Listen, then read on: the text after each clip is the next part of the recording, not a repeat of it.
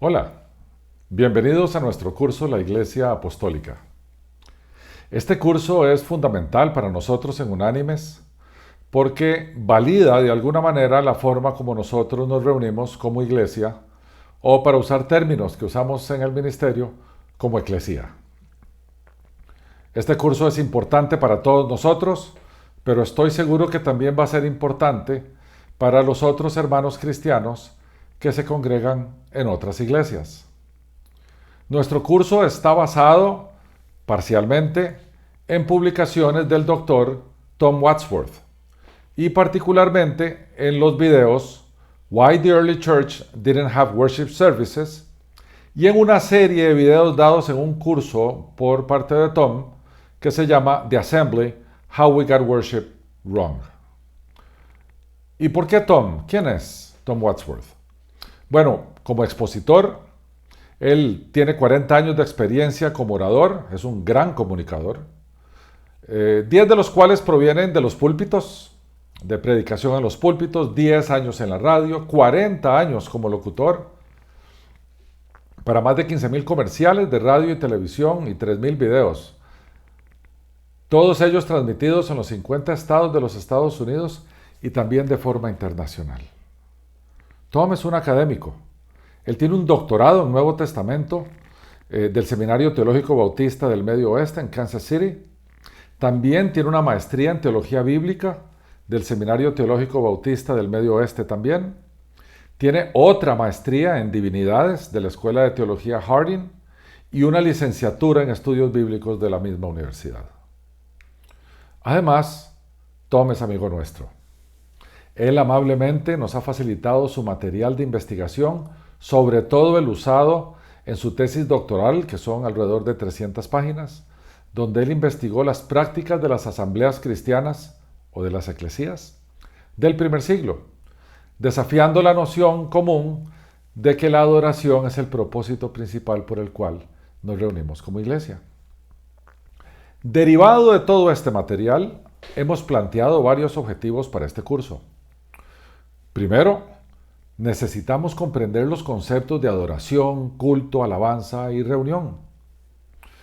También tenemos que regresar al Antiguo Testamento y entender lo que pasaba en el Templo de Jerusalén, porque muchos de esos términos vienen de allí, vienen del templo. Entonces vamos a tomarnos una lección para entender qué pasaba ahí, cuáles eran los sacrificios, quiénes eran los sacerdotes, qué era el templo, el lugar santo, el lugar santísimo, etcétera, todas esas cosas.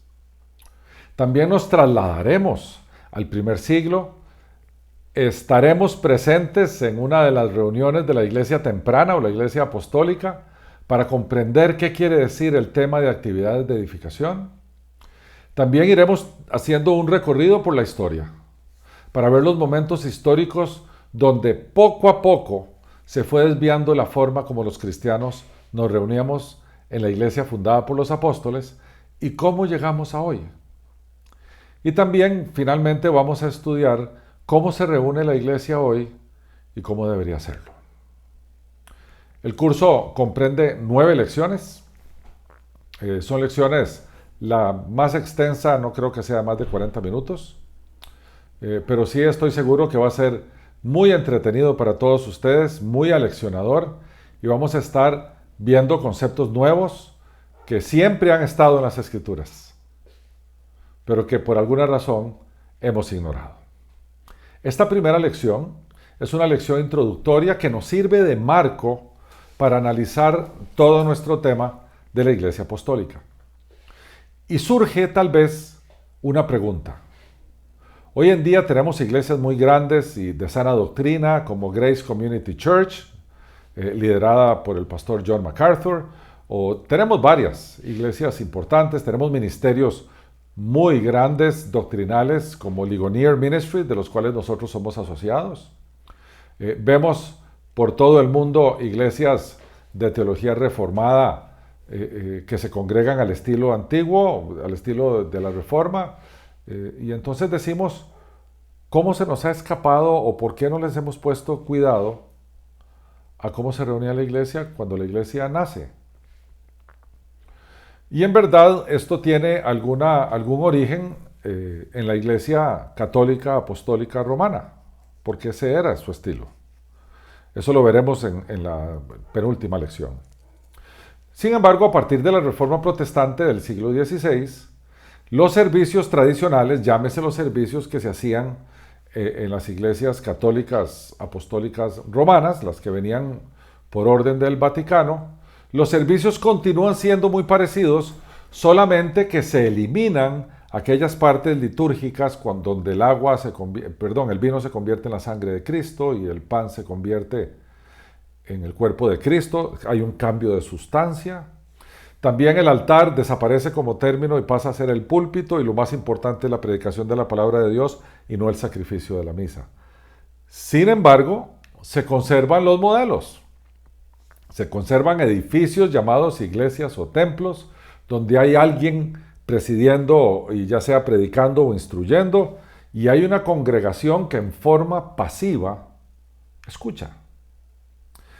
En el siglo XVI había música en las reuniones. En el caso de la iglesia en Ginebra, Calvino decía que había que cantar los salmos, que para eso estaban. Y en la iglesia alemana, la luterana, Martín Lutero decía que también se podían cantar himnos, y de hecho él componía algunos. Y lo que vemos es que tal vez la Reforma estaba muy enfocada en los temas, digamos, críticos de la época. Recordemos que las doctrinas católicas romanas lo que predicaban era la salvación por fe más obras, se vendía perdón en forma de indulgencias, había que hacer cosas, los sacramentos para ser salvo y recibir actos de gracia, y lo primero que hicieron los reformadores es regresar a las Escrituras. Entonces la primera gran doctrina de la Reforma fue la sola Escritura, o la palabra de Dios en sus 66 libros es nuestra norma de fe y de conducta.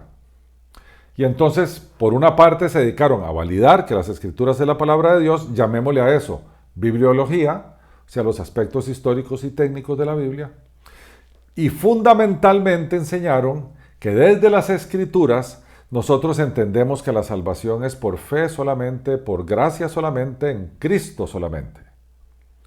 A eso le llamamos soteriología, es la doctrina de la salvación. Ese fue un rompimiento gigantesco con el Vaticano. Y también la doctrina de Cristo. ¿Quién era Cristo? O sea, llamémosle cristología.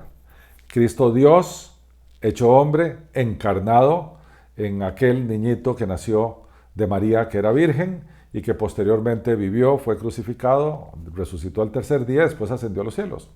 En eso se enfocaron. Tal vez no pusieron mucho cuidado en el tema de cómo la iglesia se reúne y cuál es el rol de la iglesia en la comunidad de fe. Llamémosle a eso eclesiología. A ver, tenían un pescado más grande que freír. El tema de la salvación por fe solamente era un tema fundamental, y uno comprende por qué ellos se enfocaron en eso. Así siguió la iglesia protestante hasta que llegamos al siglo XX. Y en el siglo XX aparece un movimiento que se llama el movimiento de la santidad, sobre todo empujado o promovido por la iglesia metodista de John Wesley, y eso lleva al origen del pentecostalismo a inicios del siglo XX, donde además del predicador y además de la música, se agregan experiencias en las congregaciones. Empiezan a salir todos los temas de la manifestación de los dones del Espíritu, que la profecía, que el hablar en lenguas, que el hacer milagros, todas estas cosas, y entonces ya la congregación empieza a involucrarse un poquito más. Sin embargo, el edificio llamado templo permanece allí, siempre hay un pastor que está allí, la congregación siempre está escuchando, pero en esta ocasión ya con los pentecostales, la organización llamada iglesia, llámese el cuerpo pastoral, los diáconos y los que dirigen, también estimulan a las congregaciones que tienen delante para que empiecen a mostrar manifestaciones místicas. Entonces empezamos a ver cómo la gente se levanta a bailar, cómo pasó una moda de una risa santa, que si uno se reía era que estaba lleno del Espíritu Santo, empieza la gente desordenadamente a hablar en lenguas extrañas, también empiezan a decirse unos a otros, así dice el Señor, o Dios me dijo que te dijera, y todas estas manifestaciones que todos nosotros conocemos de las iglesias pentecostales. Al mismo tiempo surge un movimiento que se llama los evangélicos, sobre todo en Estados Unidos, porque las iglesias allá estaban muy pasivas en términos de proclamar el Evangelio de Cristo. Las iglesias se reunían los domingos, hablaban de cómo reunirse en familia, a veces se involucraban un poquitito en política si es que habían elecciones, y eran iglesias, digamos que muy pasivas en términos de evangelización. Entonces surge todo un movimiento que se llama los evangélicos. Ese movimiento permea en todo el movimiento eclesiástico de los Estados Unidos. También de ahí se deriva un grupito todavía más evangelizante, llamémosle así, que se le llamaban los cristianos nacidos de nuevo. Y eso, en el culto o en la reunión, produce una nueva moda que son los llamados al altar. Los llamados al altar, ya partimos de un principio equivocado. En las iglesias cristianas no hay altares. El altar estaba ya en el Antiguo Testamento, en el Templo de Jerusalén. Sin embargo, ya empezamos a ver terminología mal empleada. Pero bueno, se les llamaban llamados al altar y se hacían con dos propósitos. Uno, si usted quiere tener un encuentro personal con Cristo o si quiere recibir a Cristo en su corazón, dos conceptos que no son nada bíblicos. Pase adelante, repita esta oración conmigo. Una vez que repitió la oración, adelante. Entonces alguien, algún diácono o algún oficial de la iglesia ya lo toma y le da alguna instrucción básica o lo lleva a una habitación donde le enseña qué es todo el tema de la iglesia o lo que fuere. O también se hacen llamados al altar para orar por las personas. A eso se le llamaba, o se le llama todavía, ministración. Entonces usted pasa adelante, dice que usted tiene necesidad de oración porque tiene un problema familiar, ya sea el pastor o un diácono o algún oficial de la iglesia ora por usted. En algunas ocasiones se imponen las manos en las personas y en algunas ocasiones las personas se caen para atrás y quedan ahí en el suelo tiradas y se quedan un ratito ahí y todo. Entonces ya hay, digamos, algo más que una congregación sentada escuchando a un pastor. Simultáneamente, allá por los años 60, arranca toda la moda de estos géneros musicales llamados alabanza y adoración, donde la alabanza es la música movida, ¿verdad? Alegre y feliz, que le cantamos a Dios, pero de forma movida, inclusive con ritmos de merengue y salsa y rumba o rock. Pero después se bajan las luces y arranca el segundo género musical llamado adoración. Y entonces ahora se toca una música suave, que normalmente se repite en muchos versículos, y el que está dirigiendo ese momento de adoración le dice: abra su corazón al Espíritu Santo, aquí está el Espíritu Santo, reciba la unción del Espíritu Santo y todas estas cosas, y entran en una suerte de estado místico. De repente la congregación empieza a involucrarse de esa manera. Por supuesto que tampoco eso lo vemos en las Escrituras. Y finalmente, a finales del siglo XX, también, y particularmente las iglesias pentecostales, pero no en todas las iglesias pentecostales y no solo en las iglesias pentecostales, pero fundamentalmente en ellas, arranca una moda llamada el Evangelio de la Prosperidad. Aquí, desde la Universidad Oral Roberts en Estados Unidos, salen varias personas bien interesantes. Tal vez el líder de todos ellos, un señor llamado Kenneth Copeland, que empiezan a enseñar que si usted quiere prosperidad financiera o usted quiere salud, tiene que diezmar y ofrendar en la iglesia y Dios le devuelve eso multiplicado por 10 o por 100. Y entonces vemos cómo las personas incautas se van a las iglesias a entregar sus dineros y sus bienes porque creen que le pueden comprar el favor a Dios.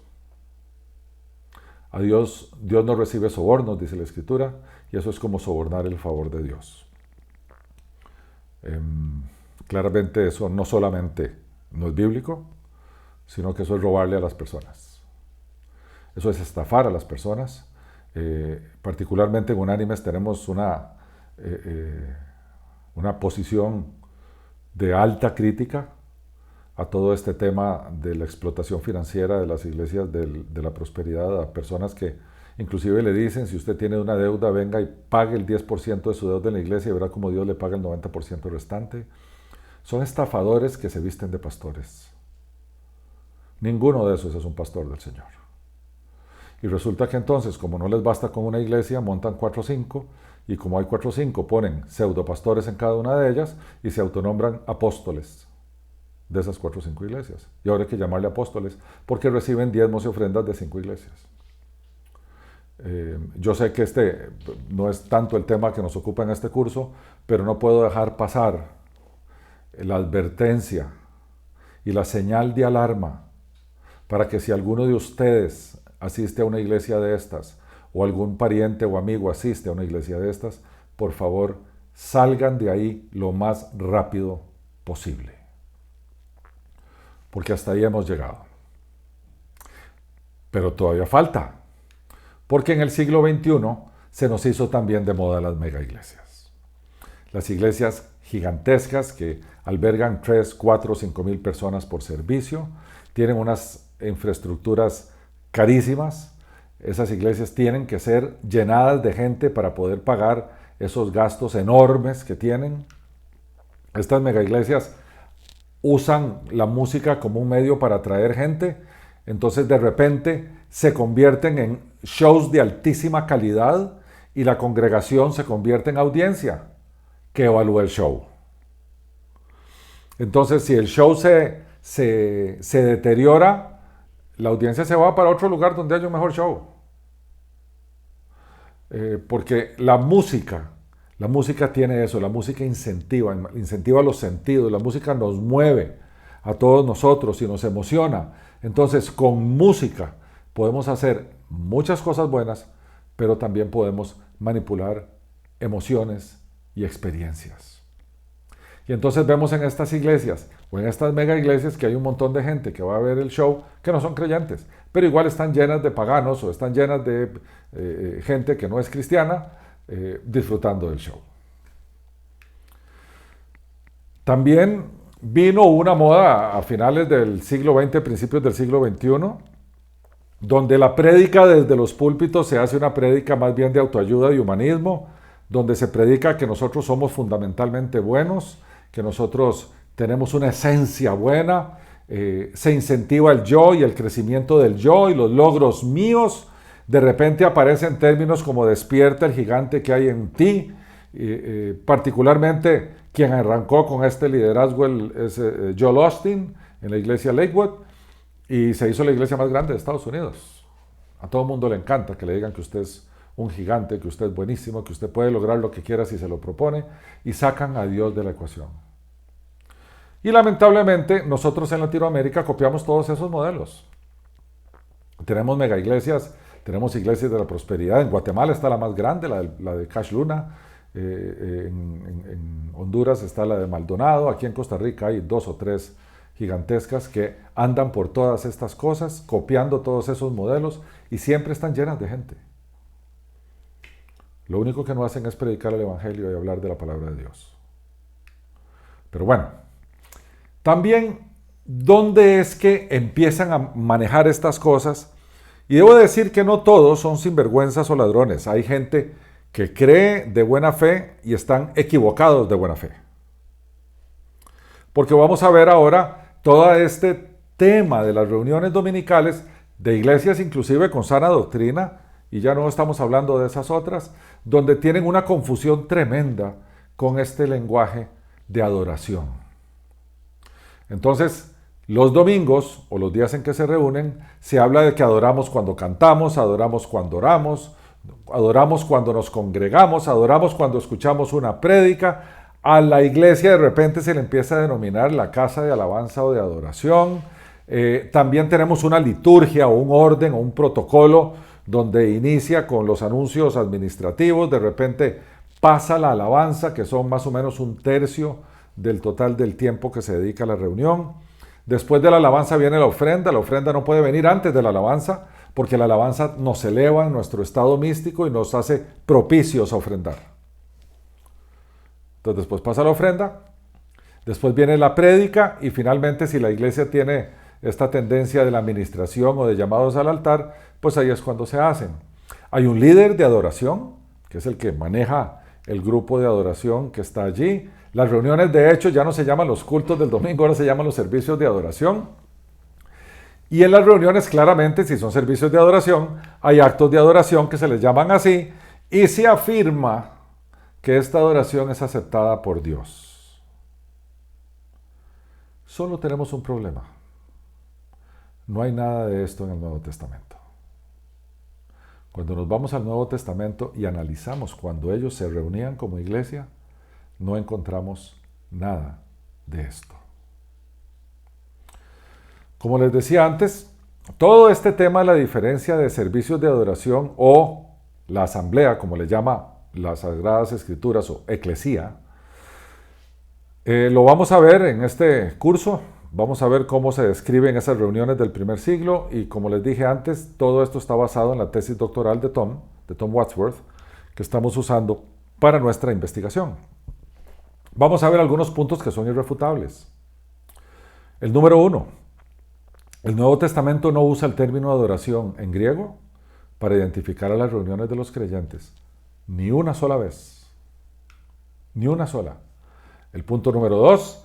Pablo directamente, enfáticamente, ordena que cuando nosotros nos reunimos, o en el caso de la iglesia de los Corintios, hágase todo para edificación. Y destaco la palabra todo. Nos reunimos para edificación. Bueno, ¿cuáles peligros enfrentamos entonces? Bueno, el primero creo yo y el más relevante son los anacronismos. ¿Qué es un anacronismo? Bueno, pongámoslo en sencillo. Cuando aplicamos algo que está pasando en una época a otra época y lo damos por cierto en la otra época que lo estamos aplicando. Entonces, digamos, un anacronismo podría ser la forma como nosotros hacemos iglesia hoy, decimos que era así como se hacía iglesia en el primer siglo. O la forma como se hace iglesia en el Templo de Jerusalén es como la iglesia del primer siglo hacía iglesia. Es trasladar un acto de una época a otra. O, como lo explicamos acá, se refiere a algo que no corresponde o parece no corresponderse con la época a la que hace referencia, claramente, porque no pertenece a ella. El peligro número 2 es entender que las reuniones o las asambleas del Nuevo Testamento siempre tenemos que ubicarlas en casas y nunca en edificios. No existían edificios llamados iglesias en ninguna parte del Nuevo Testamento. Lo que sí encontramos por todo lado en el Nuevo Testamento es que las personas se reunían como familias en las casas de la familia. Entonces, cuando comprendemos eso, decimos, pero entonces eso es diferente, porque ahora todo el mundo se conoce. En las iglesias donde se reúnen 300, 400, 500 personas, 1000 o las mega iglesias de 3 o 5000, nadie se conoce. Lo que más no se ven las caras, se ve la parte de atrás de la cabeza, porque todo el mundo está viendo hacia adelante. Mientras que en las reuniones de las casas normalmente estamos en círculo y nos conocemos todos, nos conocemos por nombre, sabemos si somos casados, divorciados, viudos, solteros, si hay hijos, la edad de los hijos, las dificultades que enfrentamos, nos alegramos todos porque nos contamos nuestros éxitos, nos entristecemos cuando alguien está pasando por un problema, o hoy estamos pero no vino alguien y ese ¿por qué no vino? Porque está enfermo, llamémoslo, si necesita una sopita, nosotros se la llevamos. Cuando pensamos en la iglesia en las casas, entendemos que hay una dinámica que no existe cuando la iglesia se reúne en edificios que no son casas. Veamos algunas menciones que hay en el Nuevo Testamento sobre reuniones en casas. Romanos 16, donde Pablo se está despidiendo ya de la iglesia en Roma, dice, saludad a Priscila y Aquila, mis colaboradores en Cristo Jesús, que expusieron su vida por mí, a los cuales no solo yo doy gracias, sino también todas las iglesias de los gentiles. Saludad también a la iglesia de su casa. Y en 1 Corintios 16 dice, las iglesias de Asia os saludan. Aquila y Priscila, con la iglesia que está en su casa, os saluda mucho en el Señor. Nótese que no dice la iglesia de Priscila y Aquila, sino la iglesia que se reúne en la casa. De igual manera, a los colosenses les dice, saludad a los hermanos que están en la Odisea y a Ninfas y a la iglesia que está en su casa.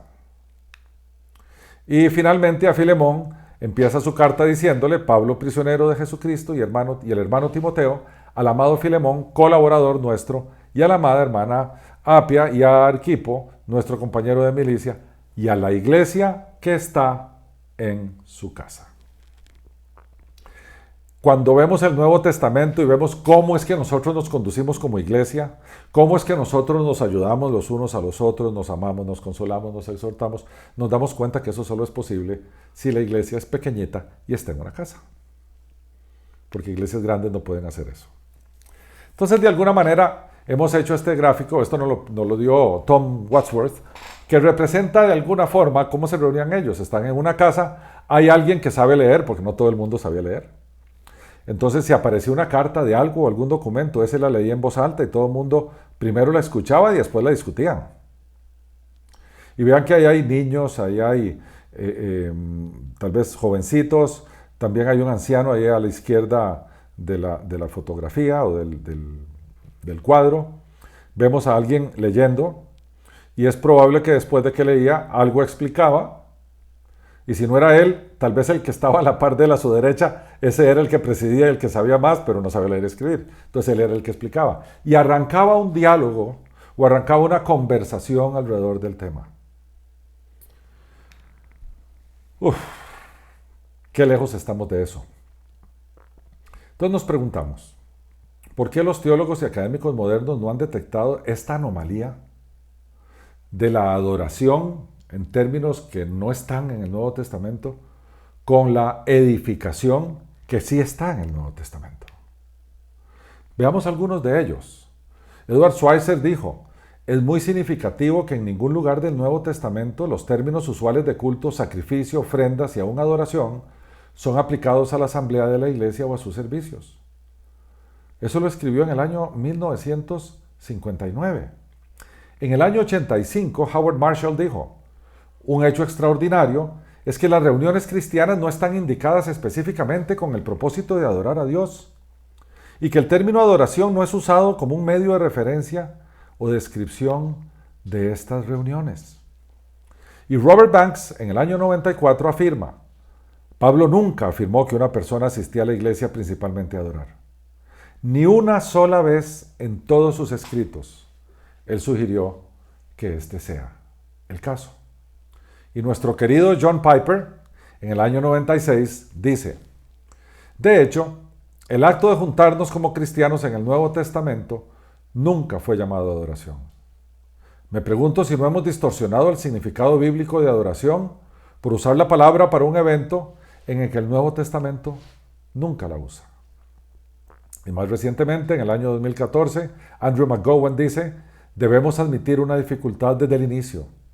En el mundo antiguo, lo que ahora nosotros llamamos adoración, no existía. Y en este año, Nijay Gupta afirma, los académicos y teólogos que estudian la adoración cristiana temprana cometen un error metodológico inmenso. Usan modernas categorizaciones de adoración cristiana e intentan rastrearlas y aplicarlas a los años tempranos. Bueno, ¿por qué el Nuevo Testamento no usa el término adoración en referencia a las reuniones cristianas? Mis queridos hermanos y amigos, de eso trata precisamente nuestro curso. En la siguiente lección vamos a darle una mirada al templo de Jerusalén en el Antiguo Testamento. Tenemos un video en 3D donde vamos a caminar dentro del templo, vamos a entrar al lugar santo, vamos a entrar al lugar santísimo, vamos a conocer qué pasaba ahí. ¿Por qué nos interesa hacer eso? Porque mucha de la terminología de aquella época es la que se aplica hoy a las reuniones de iglesia. Y entonces podemos rastrear esa terminología y empezar a entender por qué el anacronismo, por qué el error. A nosotros en Unánimes nos complace muchísimo poder hacer esto, regresar a la historia, poder estar presentes en una de esas casas en el primer siglo donde podemos estar escuchando lo que alguien decía y cómo ellos discutían.